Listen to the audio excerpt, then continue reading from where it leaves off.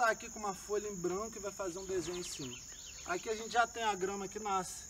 Às vezes eu já posso ter alguma árvorezinha que veio com vento, que veio com passarinho e está nascendo. Então é sempre bom a gente olhar antes, né, e fazer uma capina de acordo com o que a gente está vendo que tem aqui. Aqui no caso é só a grama. Essa grama aqui, onde ela está, ela não vai servir pra gente. Então a gente pode arrancar ela mesmo. Posso arrancar essa grama, né? Então a gente, com a enxada primeiro, tenta não revirar muito terra. É mais o capim mesmo. Mais a grama. Por que a gente tenta não revirar muito? Porque cada parte do solo tem um lugar próprio para ela.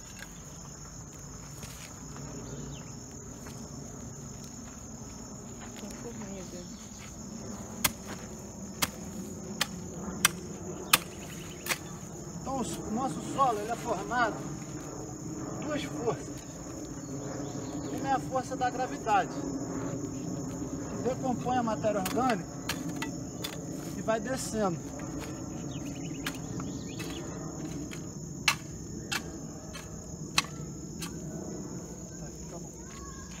Então a gente tem, o solo ele se forma de cima para baixo, com a força da gravidade, né? Os galhos vão caindo, a gente vai cortando as folhas, vai colocando, elas vão apodrecendo e vão nutrindo o solo. Só que o solo também ele tem uma base rochosa, né? Os nossos solos aqui, eles são sobretudo solos de granito, né? Que forma essa argila que a gente vê. Então você tem uma base e o solo ele se forma de baixo para cima, né? Então a vida, através de elementos químicos, ela vai mineralizando essa rocha que é a base do solo, que é essa rocha que aqui ela apareceu, que é o costão de Tapatiara, essas rochas. Elas apareceram aqui, mas aqui por baixo, esse leito aqui é tudo com essa rocha, né? Então elas vão apodrecendo a vida do solo, as raízes das plantas, os elementos químicos vão apodrecendo isso e vão mineralizando até esses nutrientes estarem disponíveis nas partes superficiais do solo, né? O que significa? Que o nosso solo ele tem várias camadas, que a gente chama de horizontes, né? Então tem um horizonte orgânico, que é justamente as folhas que caíram, os galhos que caíram, apodreceram e formaram essa parte ali de cima, né? Só que a gente tem esse horizonte lá embaixo que a gente chama de saprolito, né? Saprolito é pedra podre. É essa pedra aqui que começa a apodrecer. Isso aqui já é o resultado da interação dessa parte viva do solo com essa parte mineral, né? E aí já começa o apodrecimento da rocha para se transformar na base, né, do solo, que depois pode vir a ser, aqui no nosso caso, uma argila vermelha, né? uma argila preta e tal.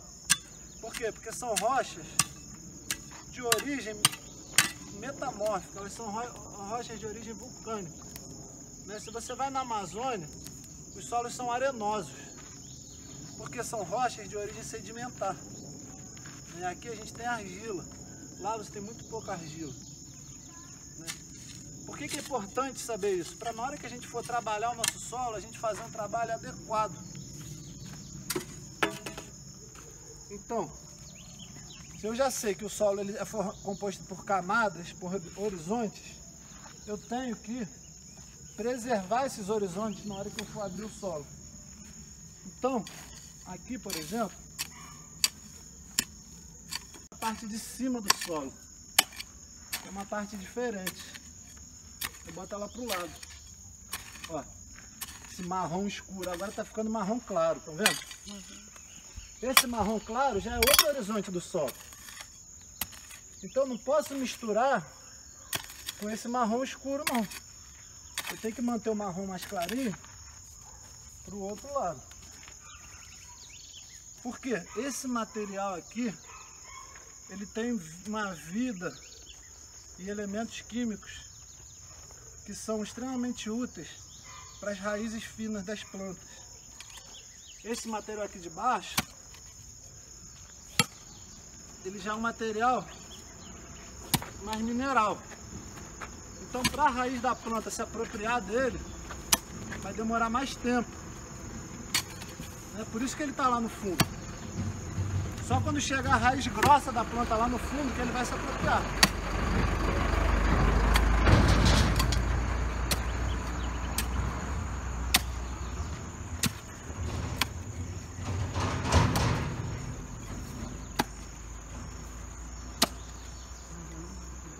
Tá vendo que são materiais de cores diferentes? Uhum. Essa cor dele está relacionada a um material orgânico que se deposita. E aquela cavadeira lá? Abriu o buraco. Vê a muda que você vai plantar. Ó, tá numa profundidade boa esse buraco. Não posso botar essa muda aqui, ó. Senão toda essa parte dela vai ficar de fora. Tem que ser bem no colo dela, né? E isso aqui que a gente está fazendo não é um buraco, não é uma cova, né? Cova é lugar de botar defunto, né? Aqui a gente faz um ninho, que é o lugar de criar a vida. É o que o passarinho faz, cria um ninho, né? Aqui a gente busca fazer essa forma côncava, que é a forma onde a vida se gera no planeta. Se você observar o ovo da galinha, ele é côncavo, né? O útero materno é côncavo, que são as formas de gerar vida.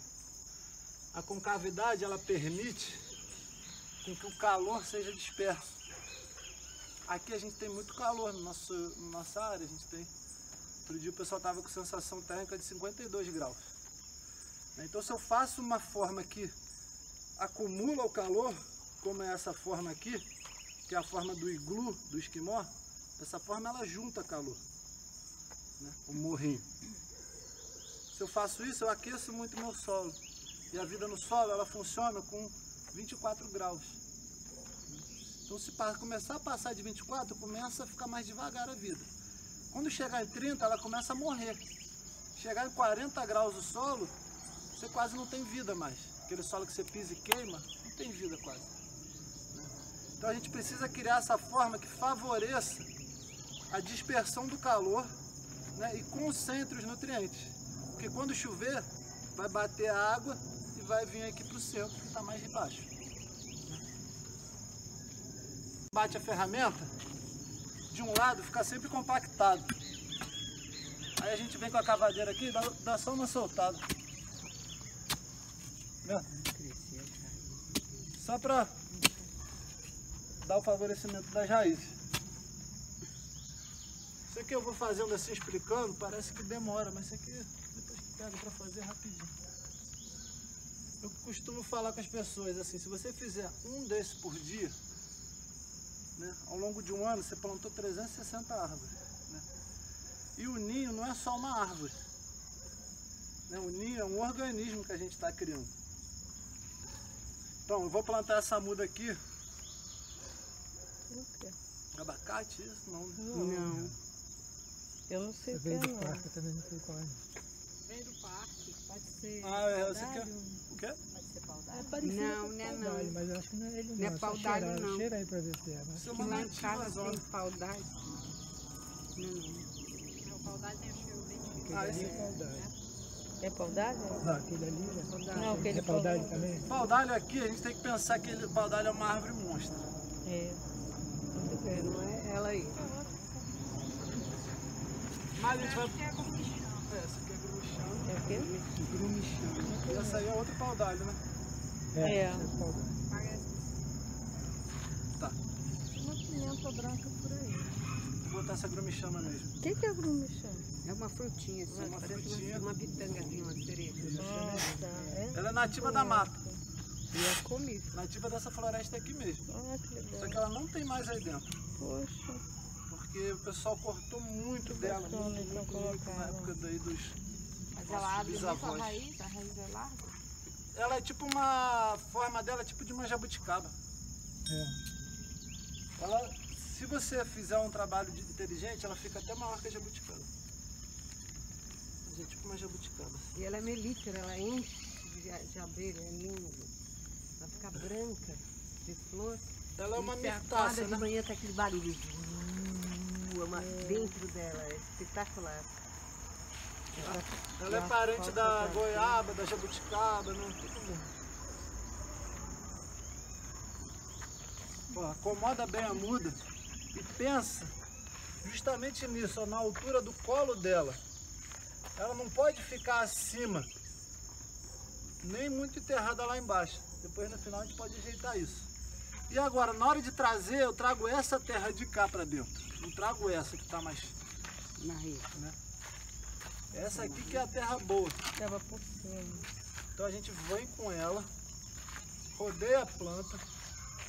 Por quê? Porque agora essa terra boa que vai estar encostando na raiz.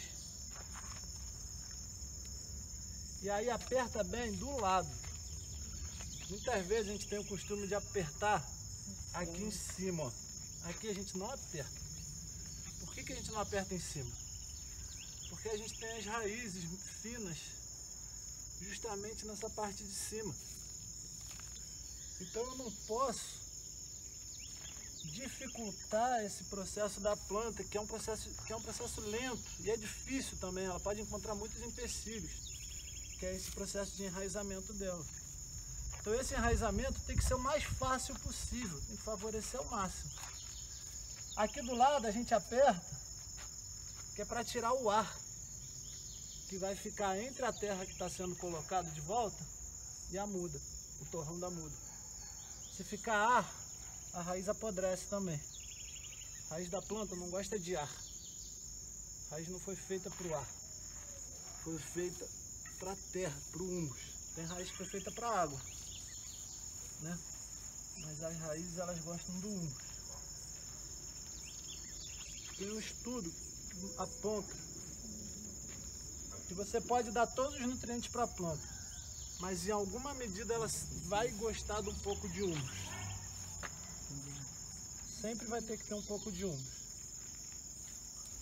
Aqui agora eu posso completar esse finalzinho que faltou. Essa terra aqui.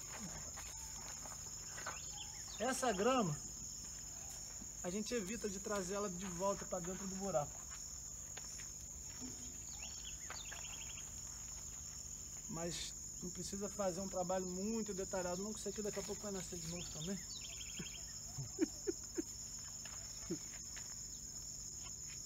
Ó, tá vendo? É no colo dela. Já é para onde ela foi feita. Eu não posso nem enterrar, nem manter isso não posso nem botar isso muito para baixo, nem muito para cima. E com essa terra agora, eu dou a forma do meu ninho. Eu boto em volta. Que agora eu começo a criar mesmo esse formato do ninho. Quando eu boto essa terra que estava lá embaixo para cima, se eu botar para cima e deixar ela assim, pelada, ela rapidinho vai ficar pobre, né? Mas se eu pegar ela e encher ela de matéria orgânica, e aí já posso pedir para alguém abastecer uma cesta, um carrinho de matéria orgânica, por favor. Essa semente. Tem ali já. Boa. Ainda tem o cariru. Caruru azedo? É. Já vou com... Fernando, legal ressaltar que esse feijão de porco já foi colhido daqui. É. Isso aqui é mais barato. Isso aqui já é o começo do nosso trabalho sintrópico, né? Essas sementes de feijão de porco eu trouxe lá do meu terreno e a gente plantou aqui. Agora, as sementes que a gente está plantando aqui, elas já foram colhidas do plantio que a gente fez. Então isso aqui já começa a mostrar pra gente, ó, já está caminhando um pouquinho no sentido da vida mesmo. Que a gente está conseguindo gerar qualidade de vida e quantidade de vida no lugar. Né? Muitas vezes a agricultura, ela importa fertilidade. A gente compra o adubo na loja, compra a semente, compra a muda. Mas tudo a gente pode criar no nosso lugar, né? E essa semente de feijão é o início assim do nosso pagamento, né? A gente está começando a pagar o que a gente está investindo aqui através dessas sementes. Melhor adaptadas ao lugar, né? São vários benefícios da gente ter elas. A gente planta elas assim, ó.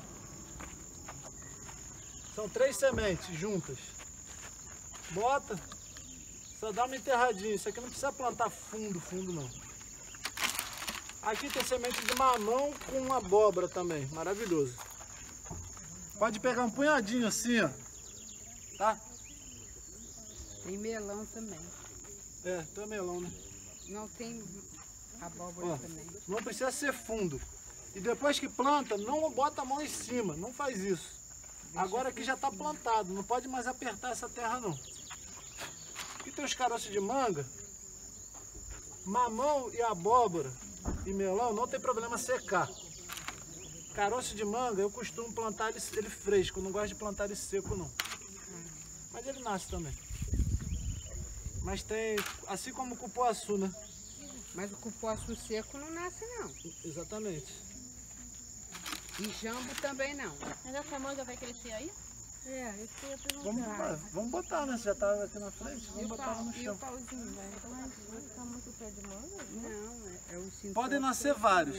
Né? Se eu, por exemplo, se eu quero ter uma árvore de manga saudável, seria legal se eu plantasse 100 caroços de manga junto, aqui dentro. Desses 100, iam 80 iam nascer e iam ficar dessa altura.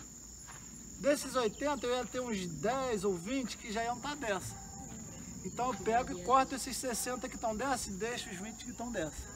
Depois com o tempo eles vão se selecionar, eu vou ter uns 10 aqui em cima. Tiro os que ficaram para baixo e deixo esses 10. Até no futuro, lá com 3, 4 anos, eu vou ter 3 mangueiras dessa grossura assim, com 3 metros de altura. Aí você escolhe, você vê qual que está mais bonito. Né? Na verdade não é a gente que escolhe, né? Aqui a gente sempre está falando que a gente está co-criando. Né? Então a gente está participando do processo de criação que já existe. Né? Se você observar, esse aqui é o careiro azedo. Eu plantei outro dia com uma turma de escola, a gente chupou 60 mangas e plantou as 60. Que eu queria mostrar para eles isso, né? E aí nasceu lá no terreno, nasceram uns 40 e poucos pés de manga. Esse carudo é o quê? A gente usa o tronco para isso, para fazer o apodrecimento dele. Não pego isso aqui e queimo, não pego isso e jogo no lixo, nada disso. Nosso único objetivo com ele é fazer ele apodrecer. Então, por exemplo, tem uma tempestade, cai aquele monte de galho da mangueira e um monte do abacate. Eu corto e faço a forma do ninho na árvore grande já? Pô, vai ser melhor ainda. Tá, Isso é o que a gente mais recomenda. tá. É pegar, por exemplo, a sua mangueira, a gente tem que colocar o tronco, né, de acordo com a copa da árvore. Então, vamos fazer um exercício, pensar nessa aqui como se ela estivesse grandona. Né? Eu tenho que vir com esses troncos que caem até a linha da copa dela, que é essa linha aqui. Aqui ela vai ter raiz, aqui ela vai ter raiz, aqui nessa ponta vai ter raiz.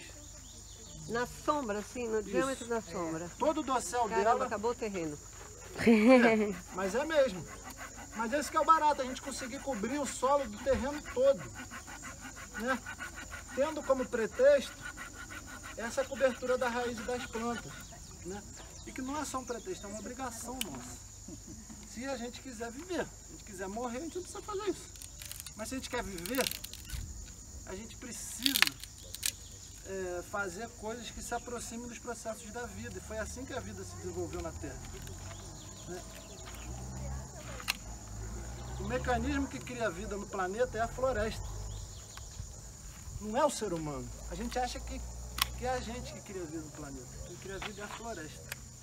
A gente é uma partezinha desse mecanismo floresta. Né? É uma espécie que está aqui dentro para favorecer essa floresta. Né? O nosso objetivo é favorecer os processos florestais. O material que ele é doado pela Secretaria de Conservação aí de Niterói, né? Secretaria de Meio Ambiente, Prefeitura, tudo. Eles trituram esse material da poda das árvores da cidade. Tritura e fica assim, tá vendo? Ele é ideal, por quê? Porque ele tem tanto troncos, pedaços de tronco, quanto de folha. Então ele é um material que ele fermenta. Quando isso que ele fermenta, ele ativa os processos vivos aqui dentro. Né? Se eu pego, por exemplo, vou numa plantação de eucalipto e pego só os troncos dos eucaliptos e picoto eles, ele vai demorar muito mais para apodrecer do que esse material aqui. Porque esse E o material... calor que ele gera não prejudica o solo? Então, se ele ficar amontoado, ele vai gerar calor. Se ele ficar no formato da casinha do esquimó. Entendi. Mas nesse formato aqui, ele não gera calor, não. Nesse formato, ele cumpre uma função de chapéu de palha.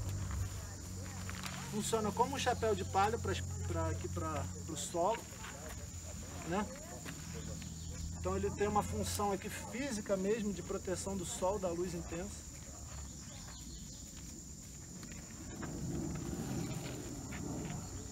Não tem cara de ninho?